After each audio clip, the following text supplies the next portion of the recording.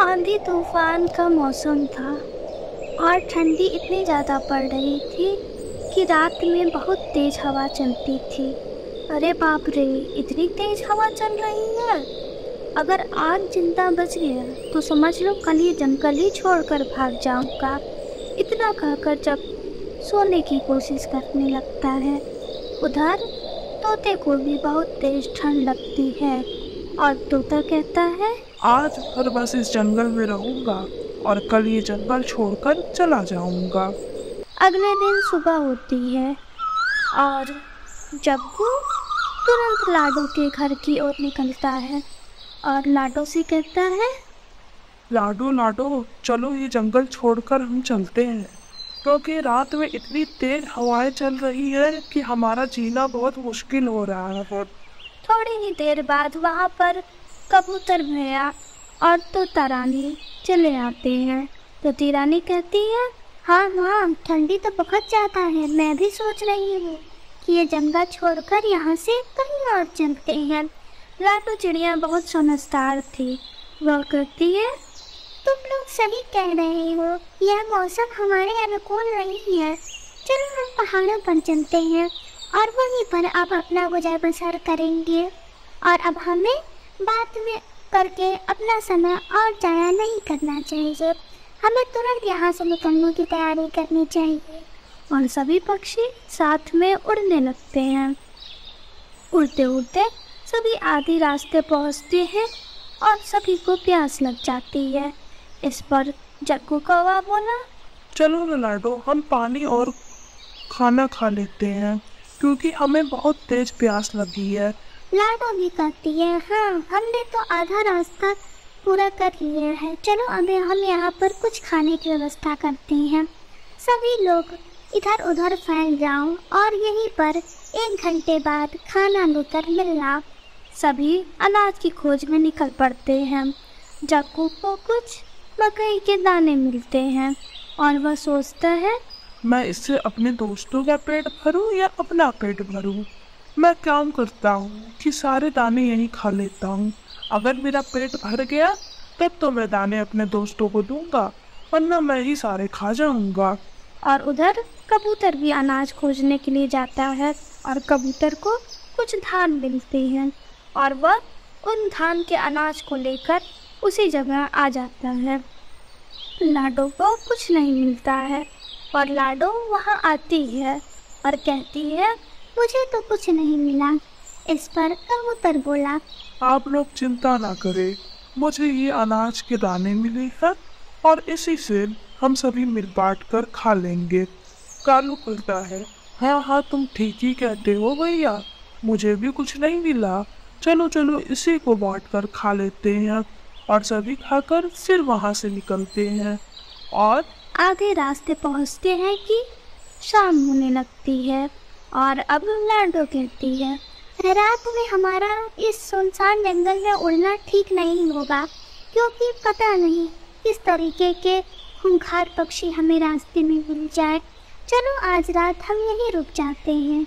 और सभी रात में एक पेड़ के नीचे बात करते हुए अपना समय व्यतीत करते हैं। अगले दिन सुबह होती है और सभी पक्षी फिर से अपनी उड़ान भरते हैं और वे उड़ते उड़ते पहाड़ों वाले जंगलों में पहुंच जाते हैं। सभी बहुत खुश होते हैं और जग्गू से कहा जाता है, जग्गू तुम जाओ और खाने की व्यवस्था करो, तब तक हम सब एक छोटा सा घर बनाते हैं। और जग्गू खाने की तलाश में निकल पड़ता है। उधर लाडो, कबूतर और तोता भैया सभी मिलकर घर बनाने लगते हैं और जग्गू को रास्ते में एक घर नजर आता है। जग्गू कहता है, लगता है यह घर खाली है, अब मैं यहीं रहूंगा और उन सबों के साथ उनके घर में नहीं रहूंगा। और जग्गू वहीं घर के बाहर बैठा था। अब शाम होने लगती है और लाडो कहती है, जग्गू अभी तक नहीं आया, जाओ कबूतर भैया उसे खोज कर ले आओ। और कबूतर जग्गू को खोजने के लिए निकल पड़ता है तो वह देखता है कि कबूतर एक पेड़ के नीचे बैठा है और वह जग्गू से कहता है, जग्गू तुम इस पेड़ के नीचे क्या कर रहे हो? चलो यहाँ से, क्या तुमने अनाज की खोज नहीं की? इस पर जब वो बोला, मैं कुछ नहीं जानता, तुम लोग जाओ और अपने अनाज की खोज करो, मैं तुम लोगों के साथ नहीं रहूंगा। कबूतर उसकी आदत जानता था और वो चुपचाप वहाँ से चला जाता है और लाडो से कहता है, लाडो, मैं जानता था कि जग्गू ऐसा ही करेगा और वो अब हमारे ग्रुप से बाहर हो गया है। रात हो जाती है और सभी पक्षी अपने अपने घोंसले में चले जाते हैं। उधर जग्गू अपने घोंसले के अंदर जाता है और रात में कुछ पक्षी आते हैं और जग्गू को वहाँ देखकर उसकी खूब पिटाई करते हैं और अपने घर से बाहर निकाल देते हैं। बेचारा जग्गू अब करेगी तो क्या करे, और वह शर्म के मारे लाडो के घर के बाहर जाता है और वहाँ भी बारिश होने लगती है। चुपचाप वह वहीं बैठकर सुबह होने का इंतजार करने लगता है। चंद्रमा के एलियंस पृथ्वी पर आने की तैयारी कर रहे थे। एलियंस ने पृथ्वी पर नायका नाम की एक चिड़िया को भेजने की तैयारी की। नायका अपने अंतरिक्ष यान में बैठ जाती है और पृथ्वी की ओर निकल पड़ती है। जब वह पृथ्वी पर उतरती है तो देखती है यह हरा भरा है। यह देखकर वह बहुत आश्चर्यचकित हो जाती है, क्योंकि उसके चंद्रमा पर इतनी हरियाली नहीं थी और ना ही वहाँ पर बहुत ज़्यादा संसाधन नजर आते थे। नायिका अपने अंतरिक्ष यान से उतरकर एक पेड़ के पीछे छिपी रहती है। तभी वहाँ पर कुछ चिड़ियों का समूह आता है। उनमें से लाडो चिड़िया बोली, ये अजीब सा लंबा सा दिखने वाला रॉकेट कैसा है? हमने तो पहले कभी जंगल में ऐसे रॉकेट नहीं देखे। चलो हम चलकर देखते हैं इस रॉकेट में क्या है। नायिका पृथ्वीवासियों को अपनी तरफ बढ़ता देख डरने लगती है और वह डर के मारे वहीं कांपने लगती है। रानी को भी बोली, अरे वह देखो, पेड़ के पीछे एक सुनहरी पक्षी नजर आ रही है। यह कौन हो सकती है? चलो हम चलकर देखते हैं।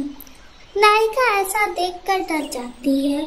उसके पास एक गैजेट होता है जिससे कि वह आवाजों को अपनी आवाज में सुन सकती थी।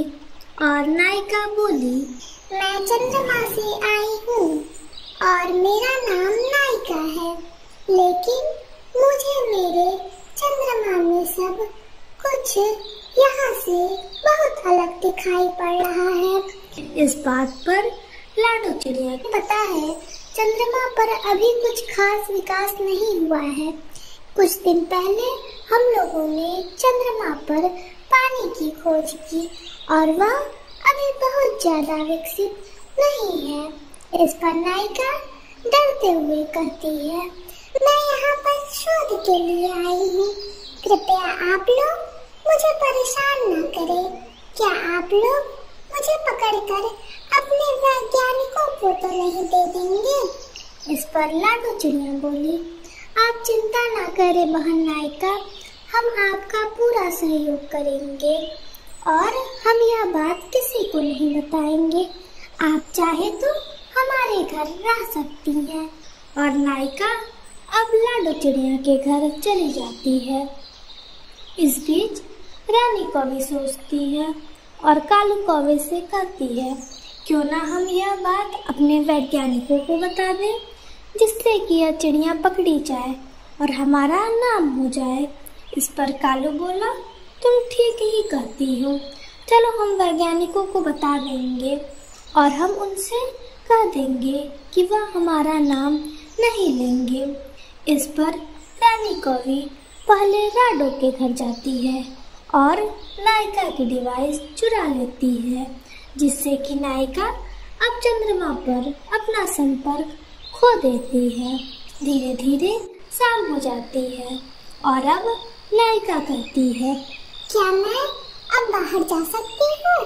क्योंकि अब रात के समय मुझे कोई पहचान नहीं पाएगा और मैं थोड़ा पृथ्वी को भी घूम लूंगी। इस पर लाडो चिड़िया बोली, हाँ हाँ बहन, चलो हम चलते हैं।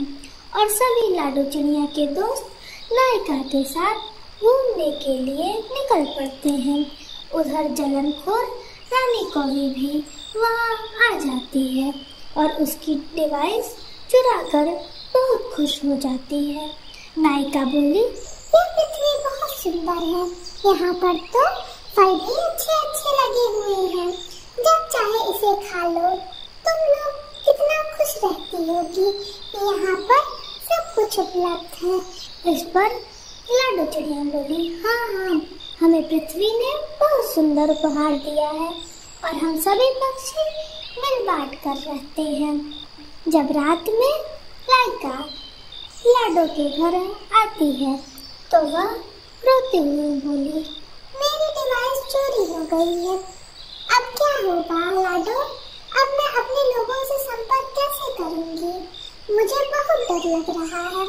लाडो भी उसके साथ परेशान होने लगती है और लाडो कहती है, तुम परेशान ना हो नायिका, हम सुबह होते ही सभी पक्षियों के पास चलेंगे और तुम्हारी डिवाइस खोजने में मदद करेंगे। उधर कालू कौवी और रानी कौवी मन ही मन डिवाइस चुराकर बहुत खुश थे और रानी कहती है, हम कल सुबह ही अपने वैज्ञानिकों के पास चलेंगे और यह सारी बात उन लोगों को बता देंगे।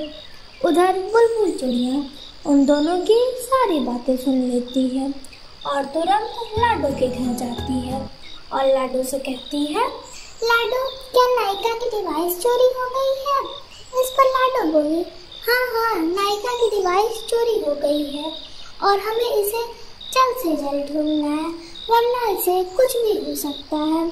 तभी बुलबुल बोली, आज मैं रास्ते से गुजर रही थी, तभी मैं काली कौवे और रानी कौवे को डिवाइस के बारे में बात करते हुए सुनी कि उन दोनों ने डिवाइस चुरा ली है और अब वह उसे वैज्ञानिकों को दे देंगे।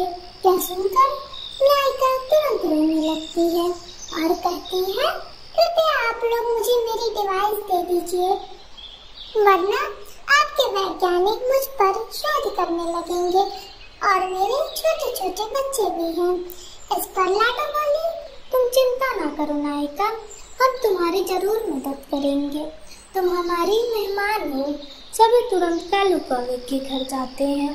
तभी कालू कौवा बोला, तुम लोग इतनी रात को यहाँ क्या कर रहे हो? चुपचाप नायिका की डिवाइस लौटा दो, वरना हम तुम्हें यही मार डालेंगे, क्योंकि नायिका हमारी अतिथि है। कालू बोला, हमने नायिका की डिवाइस नहीं चुराई है। अब उसके घर की तलाशी ली जाती है तो डिवाइस मिल जाती है और रानी कहती है, हमें माफ कर दीजिए, हमसे बहुत बड़ी गलती हो गई, हम श्रेय लेने के लिए नायिका को बदनाम करना चाहते थे। लाडो, हमसे बहुत बड़ी गलती हो गई और अब नायिका को अपनी डिवाइस मिल जाती है।